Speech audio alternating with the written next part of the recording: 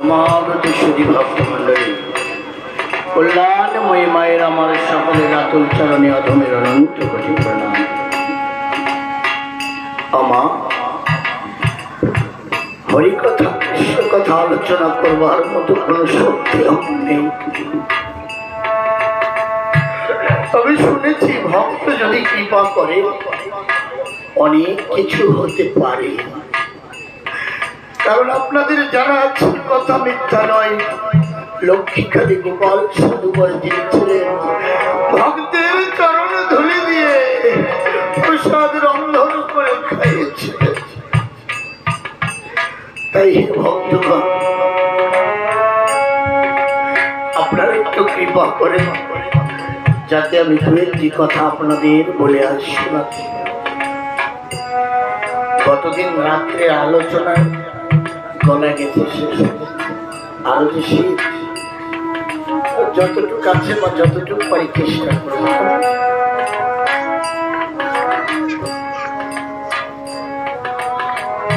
আমাদের সভাপতি মশাই অনেক অনেক কথা আপনাদের বলেছে, সত্যি উনি ওনার মনের কথা বলেছে।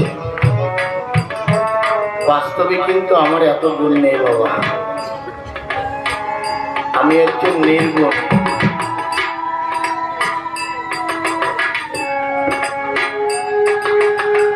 তবে মা, গুরু পদে সবাইকে আশ্রয় নিতে হয় জানো। গুরু কি?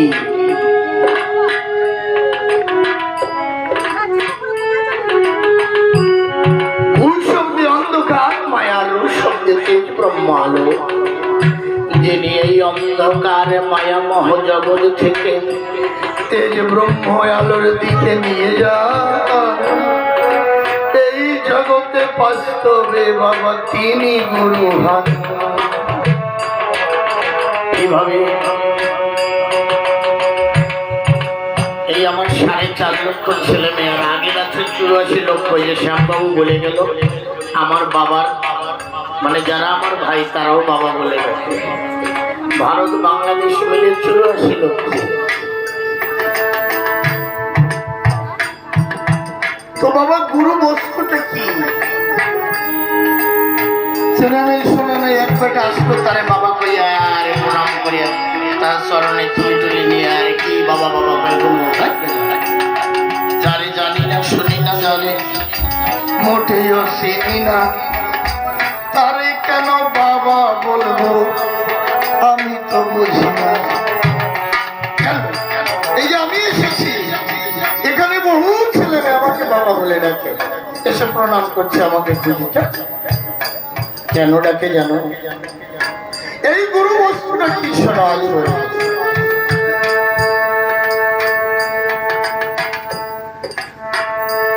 কেন গুরুর এত জায়গা? মায়ের দেওয়া 4 আর বাবার দেওয়া 4 আর গুরুর দেওয়া 10, এই 18 মোকামে এই দেহটা পরিপূর্ণ। কি করে হয়? বাবা কি দিয়েছে? মেরু মজ্জা বীর্য অস্থি। মা কি দিয়েছে? রক্ত মাংস ত্বক মানে চর্ম জাতীয় কেশ। কে দিয়েছে? মা। এই হলো আর 10 ইন্দ্রিয়ের চেতনা গুরু দেয়। এই গুরুর 10 গুণ মিলিলে মানব 18 গুণ হয়। জন্ম কি করে হবে? একটি নারী পুরুষ যখন তারা ওই সুশান্তি নিকেতনে মিলনের ঘরে যায়, আমরা বলি না সৃষ্টিকর্তা ব্রহ্মা, ব্রহ্ম সৃষ্টি করেন, পালন কর্তা বিষ্ণু, বিষ্ণু পালন করেন। এই ব্রহ্মাকে জানো বাবা, পিতা হচ্ছেন ব্রহ্মা। জানার পিতৃমণিপুরে বীর্য রয়। এই বীর্য কি করে? মিলনের ঘরে মাতৃ জঠরে দান করে। মা কি করে? তাকে বিষ্ণু লোকে পালন করে। এই মহাবিষ্ণু কেমন 10 মালে 10 দিন মাতৃ জঠরে সন্তান নয়, মায়ের রক্ত মাংস পেয়েছে গঠন জেলায়। কিন্তু মা কি করে জানো? মায়ের কিন্তু জন্ম দেওয়ার অধিকার নেই, মা শুধু প্রসব করে। কেন? দেখো এই দেহটা, এই মাইকে যদি এই কারেন্টটা না আসে তাহলে মাইকটা চলবে? চলবে না তো। ওই দেহে খালি আকারে গুণ হলে বাকি 10 গুণ যদি বাকি হয় তার কি নতুন জন্ম হয়নি? হয় না তো।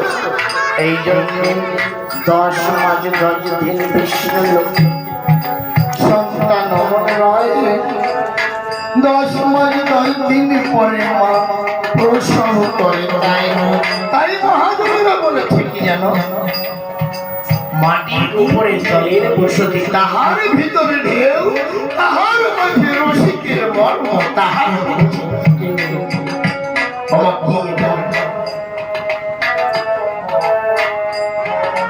তোমাদের একটা সন্তান যখন প্রসব করে, যদি একটু ঠান্ডা লেগে যায় যদি একটু গরম লাগে তাহলে কাঁদতে শুরু করে। কিন্তু মাতৃ জঠরে কেমন একটা বেলুনের ঠোঙার মতো, একটা বেলুনের ঠোঙার মতো জল ভরা তাতে রয়, সেই জলের মুখে সন্তানটি ঊর্ধ্বমুখে রয়। এই 10 মাস 10 দিন ওই জলের মধ্যে ঠান্ডা লাগে না।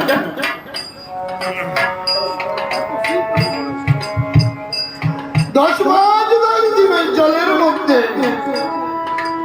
রয়েছে, তার শীত নাই গরম নেই, আরে হেতু বসে যায় না।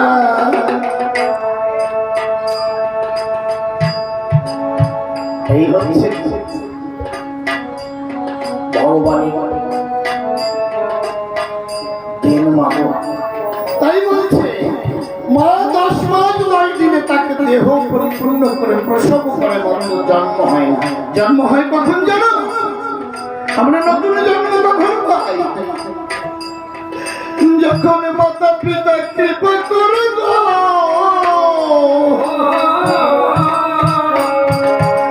12 বছর বয়সে সন্তানকে সদে গুরুর কাছে যায়। বাস্তবে দীক্ষা নেওয়ার সঠিক বয়স কিন্তু 12 বছর। মাতা পিতা এই 12 বছর নিজে মা তার মাতৃদুগ্ধ পান করায়, তাকে লালন পালন করে, তার দেহ যখন বড় হয় 12 বছর হয় তখন মাতা পিতা আশীর্বাদ করে কৃপা করে একজন সৎগুরুকে তার চরণে দেয়। বাবা আজ হতে এই আমার সন্তানের মালিক আপনি, এই দেহ যৌবনের সম্পূর্ণ সবকিছু আপনি। গুরু কি করে? আমরা বাউল জানি শুনেছি, আগে জন্মে আমি, পরের জন্মের মা, দেখতে দেখতে ভাই, জন্মের পিতা। আচ্ছা মার আগে কি আমার জন্ম হয়? আগে জন্মে আমি, পরে জন্মে মা। কি করে হয়? কিন্তু হয় বাবা। কি করে? সন্তান যেমন একটি নারী পুরুষ ওই সুশান্তি নিকেতনে মিলনের রসে যেমন একটা সন্তান জন্ম এই প্রসব করে, তেমন গুরুর সঙ্গে শিষ্যের মিলন হয়। কোথায়? এটা কামনার জগতের মিলন নয় মা, নিষ্কাম জগতের মিলন হয়। কেমন? যখন মাতা পিতা কৃপা করে ওই গুরুর কাছে যায়, গুরু তাকে কোলে টেনে নতুন জন্ম দেয়। কিভাবে দেয়? গুরুর জিহ্বা হয় লিঙ্গ, আর শিষ্যের কর্মজনী হয়। এই জিহ্বা দিয়া হরিনাম বীজ ওই কর্ণেতে দেয়। এই আমার জন্ম হলো মা, এতদিন জন্ম হয় না, আমি প্রসব করেছি মাত্র। শুনে রাখো, চলে গেলে আর বাবা না মাই তত্ত্বকে জেনে রেখো। এই আমার জন্ম হলো। গুরুদেব নিষ্কাম জগতে যেখানে কোনো চাওয়া পাওয়া থাকে না, জিহ্বালি মোদার কর্ণ জনিতে হরিনামের বীজ দেয়, সেই বীজে আমাদের জন্ম হয়। আমার জন্ম হলো, এই বললাম আগে জন্মে আমি পরে জন্মে। এই মাকে দেখবে গুরুদেব যখন দীক্ষা দেয়, এই গুরু করে হাত দিয়ে শিষ্যের মস্তকে ধরে একটি ব্রহ্ম বীজ জপ করে, যে বীজে আমাদের এই দেহের ভাণ্ডে, আমাদের এই দেহের দক্ষিণ দেশে গুচ্ছদারের 2 আঙুল উপরে আর লিঙ্গদারের 2 আঙুল নিচে আড়াই কাছে স্বর্ণবর্ণে মা কুলকুণ্ডলিনী ঘুমন্ত অবস্থায় থাকে। আদ্যা শক্তি মহামায়া। গুরু যখন ওই ব্রহ্মবীজ জপ করে শিষ্যের মাথায় রেখে তখন মা কুলকুণ্ডলিনী জেগে ওঠে। এই হচ্ছে মা। এই জন্য বলেছি আগে জন্মে আমি পরে জন্মে মা। দেখতে দেখতে ভাই বোন জন্মিল, পিতা জন্মে না। এখন এই ভাই বোনকে পিতার জন্ম এখনো হয়নি, পিতার এখনো খোঁজ নেই, কিন্তু আমারও জন্ম হয়ে গেছে, মারও জন্ম। এবারে ভাই বোন কি করে জন্মে যেন ওই গুরুদেবের দেওয়া ওই হরিনামের বীজ জপ করতে করতে যখন ভক্তি অটল হয় আর বিশ্বাস পরিপুষ্ট হয়, উজনের ঘরে ধায় ভক্তি রূপ কন্যা আর বিশ্বাস রূপ পুত্র যখন এই দেহের মধ্যে বেড়ে যায়, হরিনাম জপ করতে করতে এই দেহের মধ্যে ভক্তি আর বিশ্বাস বেড়ে যায়। এই ভক্তিরূপ কন্যা হচ্ছে বোন আর বিশ্বাসের রূপ পুত্র ভাইও হয়। এই হচ্ছে ভাই বোন। আমি দেখি বলি অমা, মা অমা আমার জন্ম হলো, তোমার জন্ম হলো, দেখতে দেখতে ভাই বোনের জন্ম হলো, আমার পিতা কোথায়? ওই মা আমাকে ডেকে বলে, খোকারে এখনো সময় হয় নাই, এই মধুমাখা হরিনাম জপ করতে থাকো, সময় হলে আমি হাত ধরে তোমার পিতার কাছে নিয়ে যাব। আমরা কি করি, ওই যে একটু আগে এই গানটার আগে আমার এক মা গিয়ে গেছে এখানে, অনুরাগের বইটা ওই যে আমার যে মা মৃত্যুঞ্জয়ের ব্যাধির কথা আলোচনা করে গেছে, ওই মা বলে গেছে না, অনুরাগের বইটা বাইতে হয় মা। এই গুরুর দেওয়া হরিনাম যখন আমি নিত্য জপ করিব, যখন আপনাদের মতো সাধু সঙ্গের বাজারে গিয়ে এই ধুলায় গলা খুলি দেব, আমার এই ভক্তিরূপ কন্যায় আর বিশ্বাস রূপ পুত্র উজানে খাইবে। যখন উজানে বাইতে বাইতে যখন তিদলেকে দাঁড়াবে, আমি মাকে বলবো, মা ভাইগুলো তো বড় হচ্ছে, কিন্তু আমার পিতার কথায়। মা বলবে, খোকা দাঁড়া। মা তিদলে এসে সেই পরম দয়ালকে ডেকে বলবো, মা ভগবান কোথায় থাকে জানো? মন্দিরে। মন্দিরে থাকে কোথায়? সহস্র দল পদ্মের পরে শ্বেত শুভ্র যুগল বেশে নিত্য লীলায় উপবিষ্ট। এই দ্বিদলে ভক্ত যখন এসে সেই মনে ডাক দেয়, মা তখন ডেকে কয়, ওগো শুনছো, দ্বারে তোমার সন্তান এসেছে, তোমার সাক্ষাতের জন্য তুমি একটু কৃপা। ভক্ত ছোটে সাধনায় ভগবানের নামে করুণায় তাই, এই ভক্ত ভগবানের মিল ভক্ত সাধনা করতে করতে ঊর্ধ্বমুখী হয়, আর ভগবান করুণা করতে করতে নিম্নমুখী হয়। এই দ্বিদলে মিলনের ক্ষমা ঘাটে তখন দুজনের মিলন হয়, তখন ভক্ত আর ভগবান একাকার হয়ে যায়।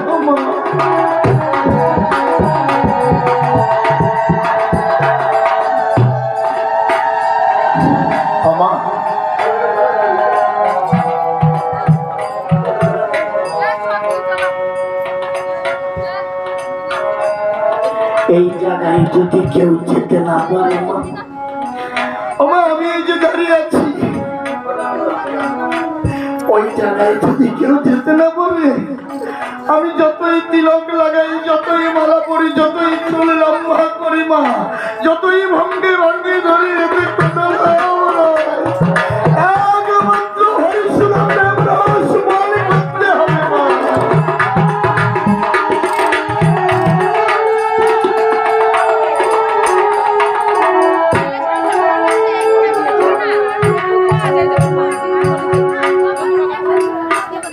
এই হরি নামে সুধা পান না করিলে ওমা কোনো লাভ নেই। তাই আমরা গুরুর কাছে যাই মা। এই যে আমার শ্যাম বলে গেল, আলা তিলক বললে সে কখনো গুরু হয় না। গুরুর গুরুত্ব না হলে সে কখনো গুরু হতে পারে না। তাই আমার অশ্বিন লিখেছে শোনো দিয়া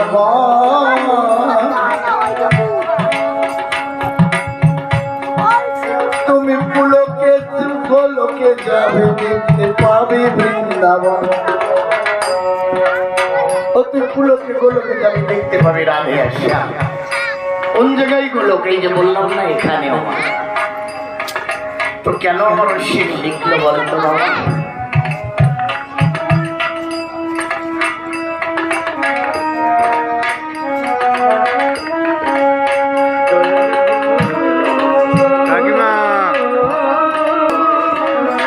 আমার অশ্বিনীর গান, আমার তারকের গানে যদি একটি গান আলোচনা করা হয় মা, 4-5 ঘন্টা লেগে যাবে আসলে, তবুও শেষ হবে না। আমার অশ্বিনী এমন ধন দিয়ে গেছে এই জীবের অগতরে, জীব যাতে অনায়াসে সেই দয়ালের চরণে যেতে পারে। আমি কালকে আলোচনায় বলেছিলাম আমার দয়াল ঠাকুর কি নিয়ে এসেছে জানো? ব্রজ প্রেম। এই আমরা ভাগাভাগি দলাদলি করি না মা, বলে উনি তুলসীর মালা নেয়, উনি আঠিয়ার মালা নেয়, উনি হরিবল কয়, উনি হরে কৃষ্ণ। আমা এর মধ্যে কোনো ভাগ নেই। কেন জানো? এই হরে কৃষ্ণ হরে কৃষ্ণ, কৃষ্ণ কৃষ্ণ হরে হরে, হরে রাম রাম রাম হরে হরে। আর আমরা কি বলি? হরে হরি বল হরি বল হরি বল হরি বল হরি কৃষ্ণ হরে হরে, হরে রাম হরে রাম। হকারে কেশব চৈব মানে কৃষ্ণ হয়, আর রিকারে রাধা রানী জানো নিশ্চয়, এই হলো হরি। হকারে কেশব চৈব মানে কৃষ্ণ বটে, আরে লকারে রাধা রানী হয়, বকারে বস বংশক্তি, আর লকারে লাবণ সত্তা হয়। হরে কৃষ্ণ কি? হরে রাধা রানীর এক নাম ছিল হরা, তাই তো হয়েছে হরে। হরে কৃষ্ণ সর্ব আকর্ষণ, যিনি এই বিশ্ব ব্রহ্মাণ্ডকে নিজের দিকে আকর্ষিত করে, কর্ষণ করে। ওই যে আমার মা কালীকে এই কৃষ্ণ কি করে? সর্ব আকর্ষণের মূল কর্ষণ করে এই হরে কৃষ্ণ। আর রাম শব্দ কি? এই নামকে রমণ করা, মানে এই দেহে রমণ করা। এই হলো হরে কৃষ্ণ। আর হরি বল বুঝা গেছে বাবা?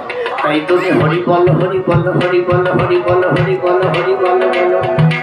আর হরে কৃষ্ণ কৃষ্ণ কৃষ্ণ হরে হরে বল, এর মধ্যে কোনো ভাগ নাই।